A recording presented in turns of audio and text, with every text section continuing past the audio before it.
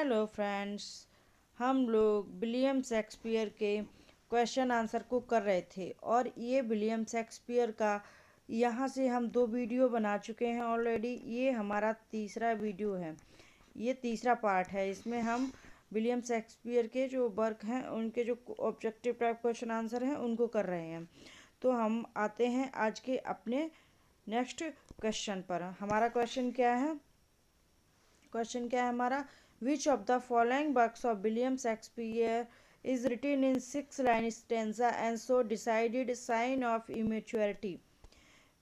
William Shakespeare का कौन सा स्टेंजा 6 लाइन में और वो किसको डिसाइड करता है? वो इमेच्योरिटी को डिसाइड करता है। तो वो आपका कौन सा है?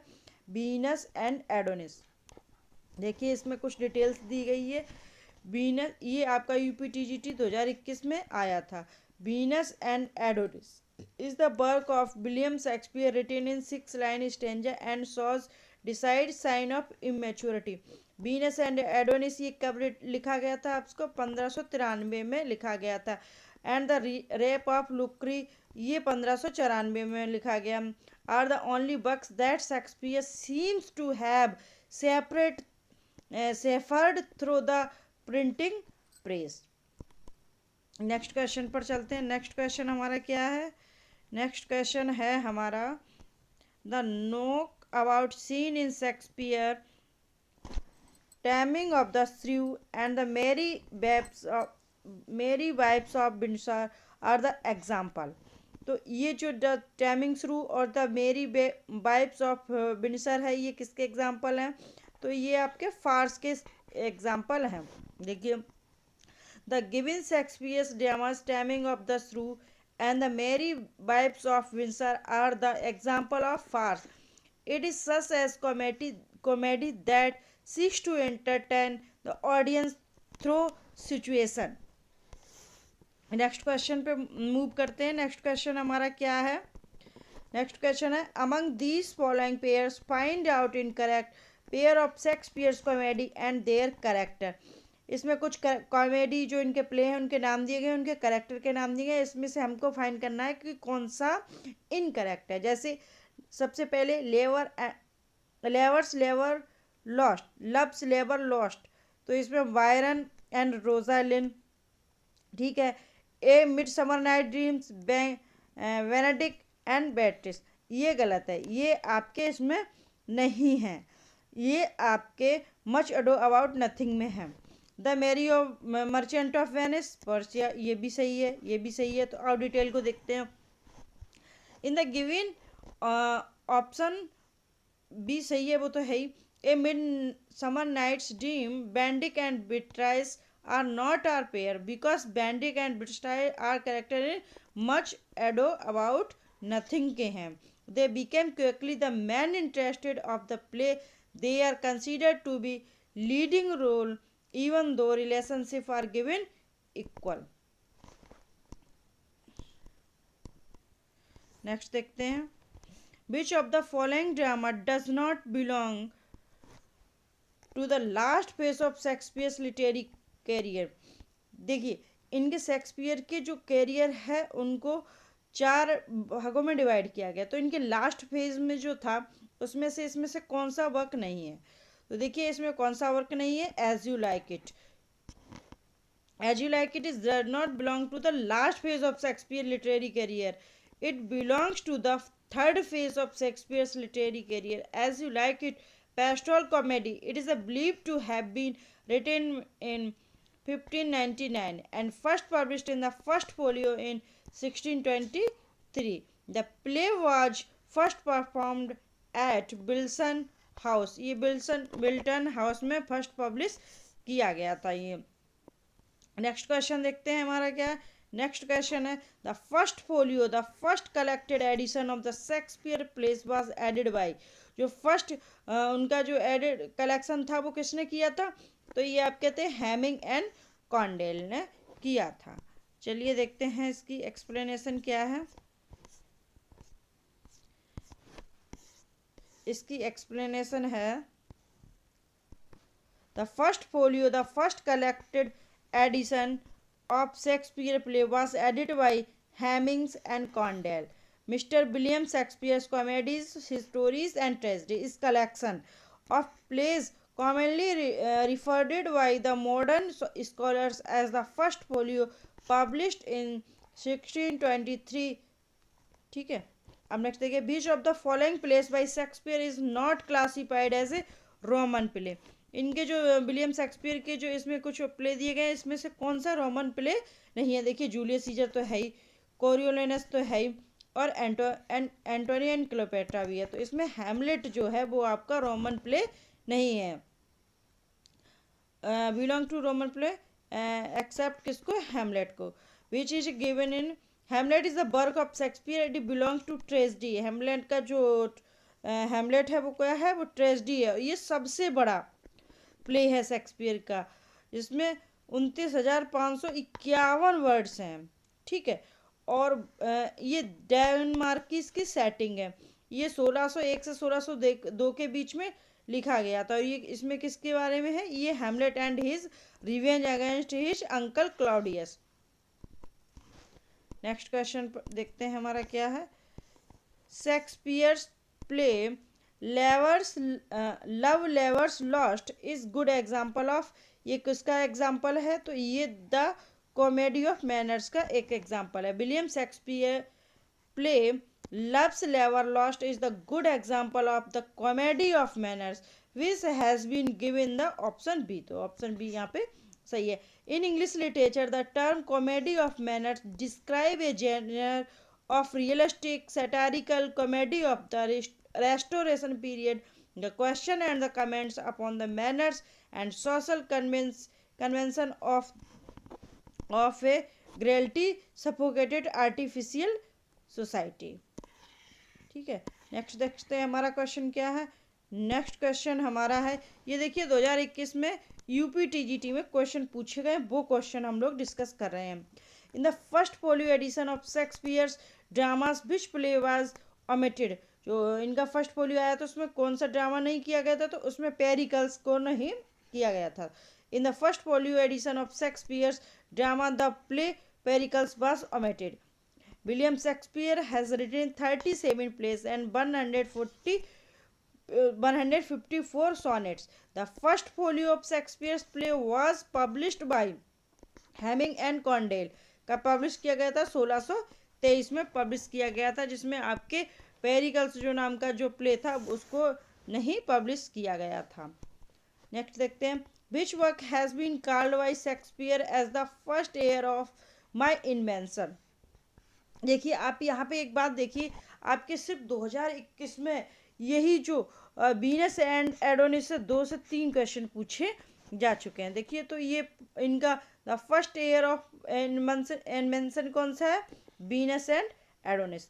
The work Venus and Adonis has been called by William Shakespeare as the first year of my invention. Shakespeare want to say through this phrase he wrote it by himself and as himself. Venus and Adonis is a narrative poem by Shakespeare published in 1593।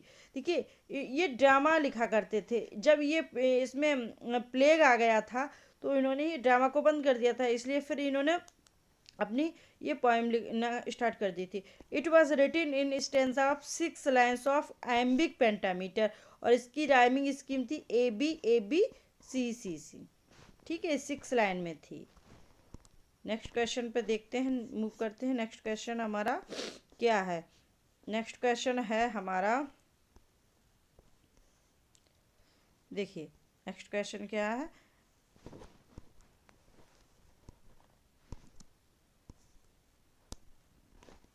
The character Ophelia and gratitude appear in Shakespeare's play. ये किस में है? ये आपके Hamlet में। ये Ophelia उसकी बीलव्ड है, किसकी? हैमलेट के, और ग्रेटिट्यूड उसकी मदर है हैमलेट की। The given characters Ophelia and ग्रेटिट्यूड appears in Shakespeare's play Hamlet. The tragedy of Hamlet prince of Denmark often shortened to Hamlet is the famous tragedy of William Shakespeare in 5 acts written between 1599 से लेकर 1601। Published in 1603 में ये publish हुई थी। This tragedy belongs to 4 great tragedy of William Shakespeare. जो William Shakespeare ने अपनी 4 great tragedy मानी जाती हैं वो लिखी हैं, उसमें से एक हैमलेट है आपकी। और ये 1519 से 1601 के बीच में लिखी गई, पब्लिश हुई थी 1603 में। और ये इनकी ग्रेट ट्रेजेडी है उसका देखिए, ये आपका पूछा ही जाता है इनकी ग्रेट ट्रेजेडी के बारे में। तो इसका इन्होंने एक ये सीरीज दे दी गई, होकेम करके।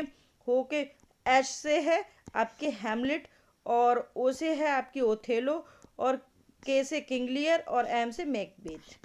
ये आपकी 4 ग्रेट ट्रेजेडी हैं। चलिए देखते हैं हमारा नेक्स्ट क्वेश्चन क्या है। नेक्स्ट क्वेश्चन हमारा है which of the following plays of Shakespeare does not belong to last phase of his career. इनके लास्ट फेज के कैरियर से इसमें से कौन सा बिलोंग नहीं करता, तो वो कौन सा है? Much ado about nothing. क्यों? क्योंकि does not belong to the last phase of Shakespeare's career. Much ado about nothing ये 1598 से 99 में लिखा गया था। इस comedy in 5 acts by William Shakespeare and printed in a quarto edition from the authors on manuscripts in 1600। The play takes an ancient theme, that of a woman falsely accused of unfaithfulness to brilliant comedic heights. Comedic heights. Next question देखते हैं हमारा क्या। Which of the followings author has written the lines for fear of which here this thou is unaware ere you were born was beauty summer dead. तो ये किसका है? ये William Shakespeare ने लिखा। These lines the fear of which here this thou is unaware ere you were born was beauty summer dead is written by William Shakespeare. ये इनका sonnet number 104 है। And member of the fair youth sequence, क्योंकि इन्होंने 126 तक इसको dedicate किए हैं, fair youth के किए हैं। उसके बाद इन्होंने जो ब्लैक लेडी हैं उनको किए हैं। In which the poet express his love towards a young man. Next देखिए, नेक्स्ट क्वेश्चन हमारा क्या है। लाइजेंडर इज अ करेक्टर है। जो लाइजेंडर नाम का वो करेक्टर वो किस में है? तो ये आपका है a mid summer night's dream. Lysander is a character in mid summer night dream. Lysander is a fictional character in William Shakespeare's play a mid summer night's dream. Next question देखते हैं हमारा क्या है।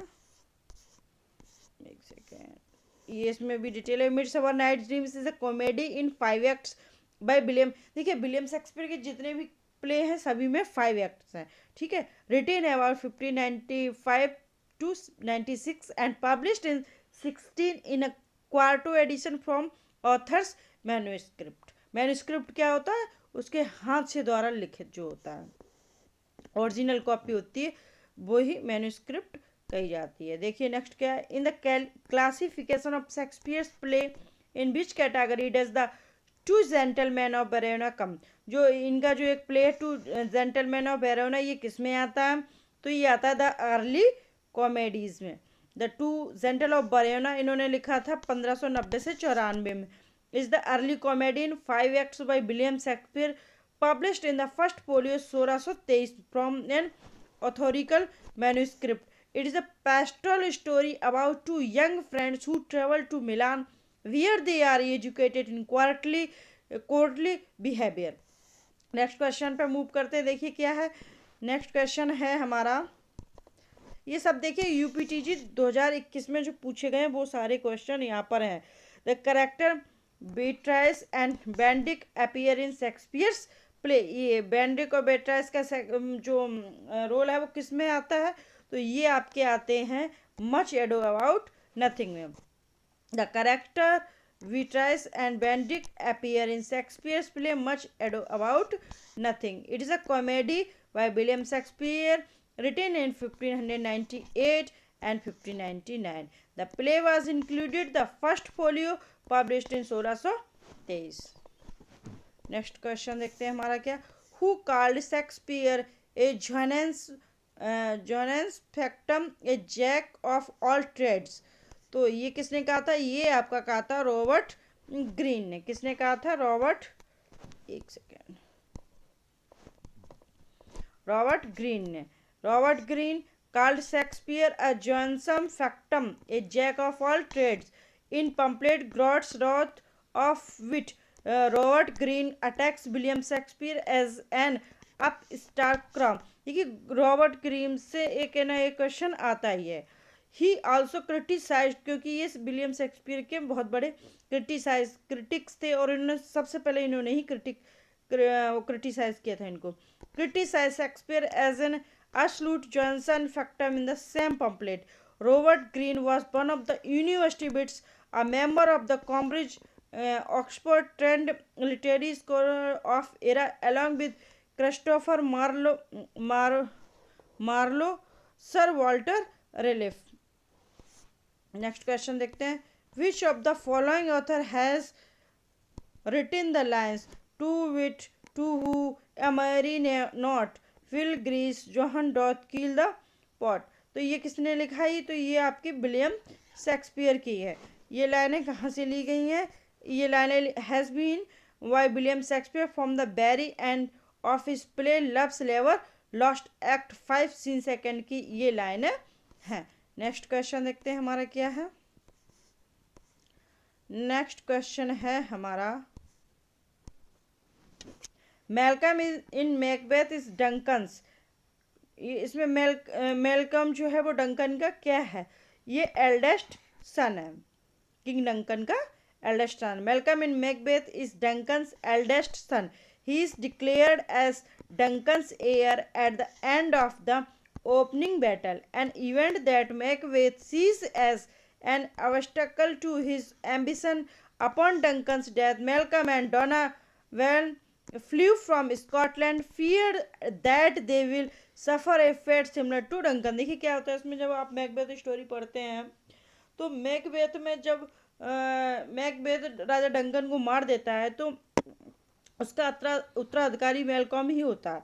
तो मेलकॉम ये सोचता है कि ये मुझे भी मार देगा जिसने भी राजा को मारा है, तो वो ये दोनों सोच के दोनों भाई स्कॉटलैंड को भाग जाते हैं। नेक्स्ट क्वेश्चन देखते हैं क्या है हमारा। Which among the following plays of Shakespeare is not tragedy? इसमें से विलियम शेक्सपियर की कौन सी ट्रेजेडी नहीं?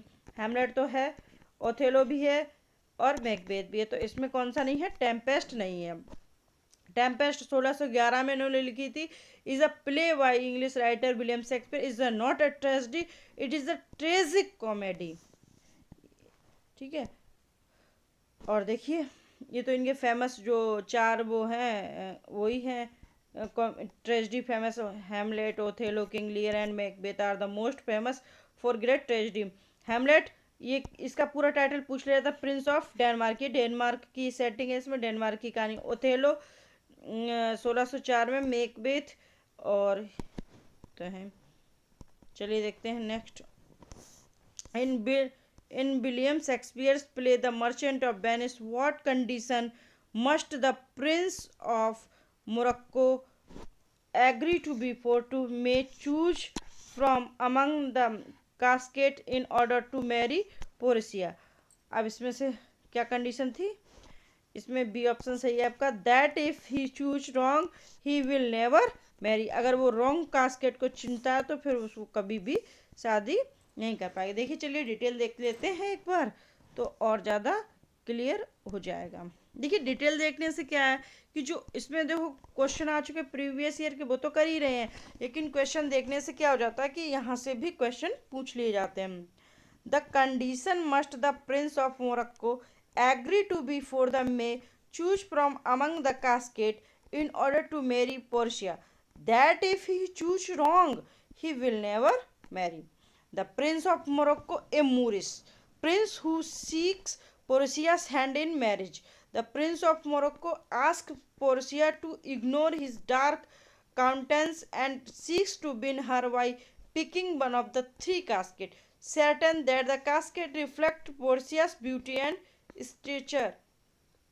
The Prince of Morocco picks the gold casket, which proves to be incorrect.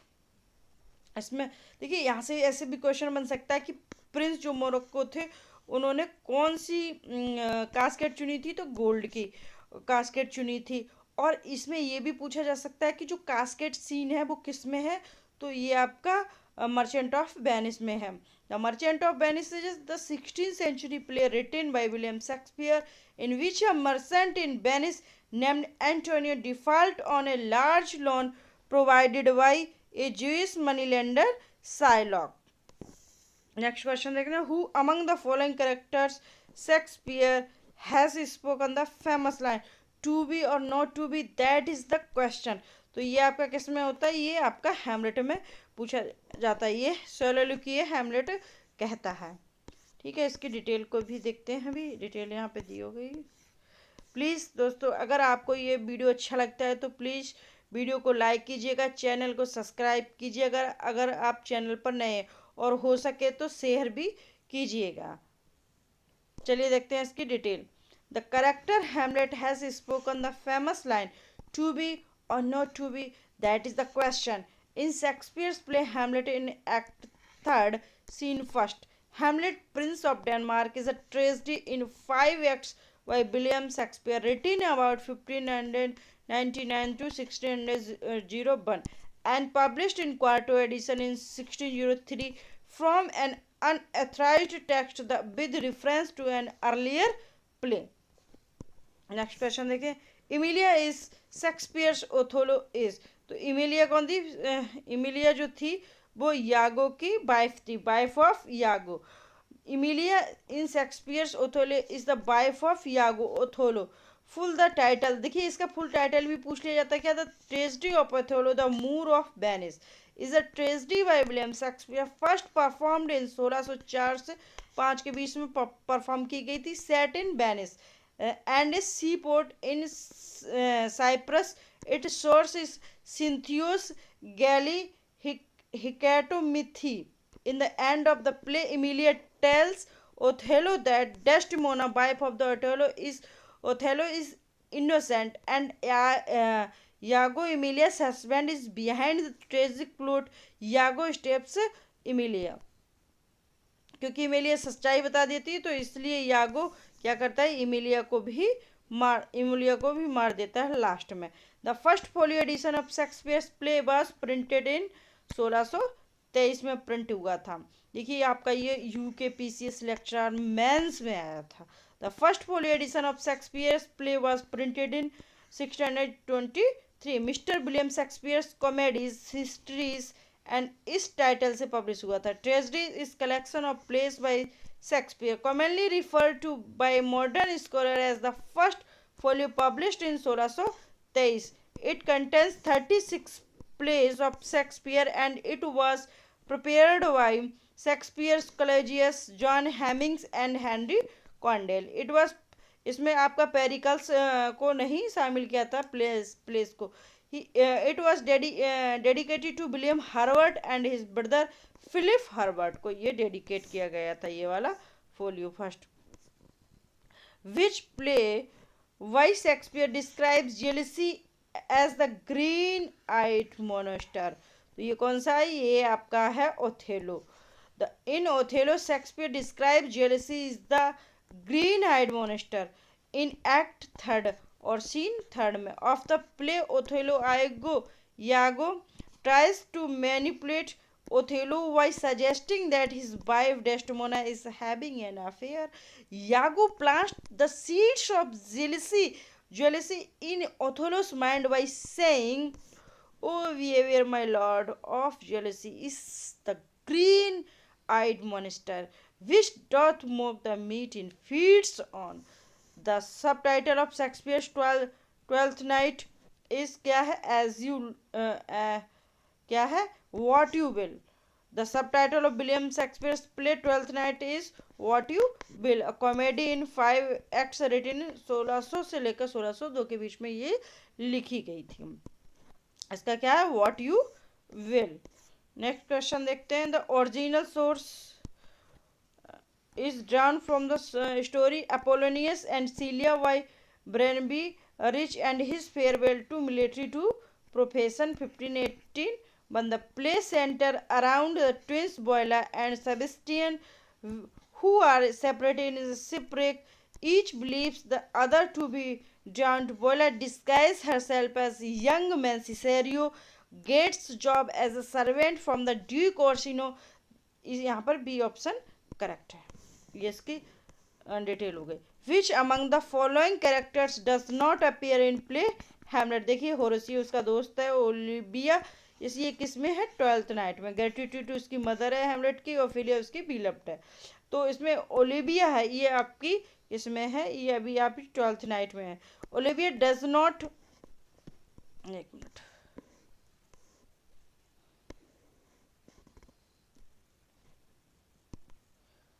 Olivia does not appear in the play Hamlet.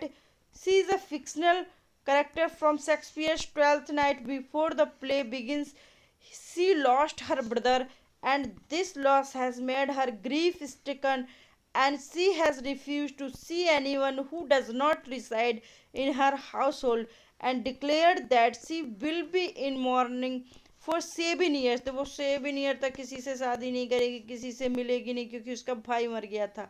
Rest of the character in the option appear in Hamlet. बाकी की Hamlet के हैं, लेकिन Olivia नहीं है.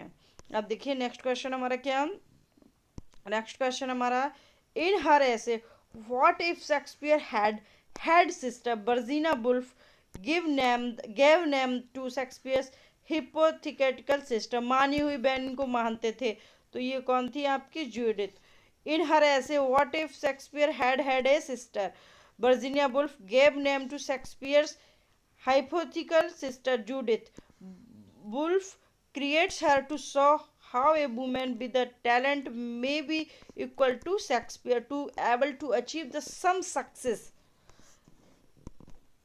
Shakespeare's sister is same taken from a room of once on published in 1929. In Shakespeare's sister, Woolf explores the plight of women in society in England during the 15th and 16th century.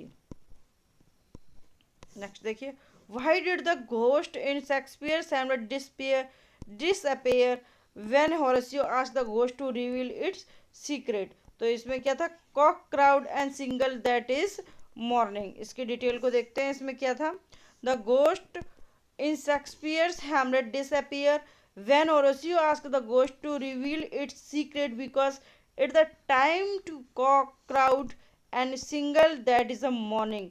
Actually, the ghost is the spirit of his father who tells his horror of purgatory what he laments that everything he wants to say cannot be told. Rest of options are not appropriate explanation of this question. Next देखिए, oh what a noble mind is here, oh Arthur, the courtier soldier, scholars, eye, tongue, sword.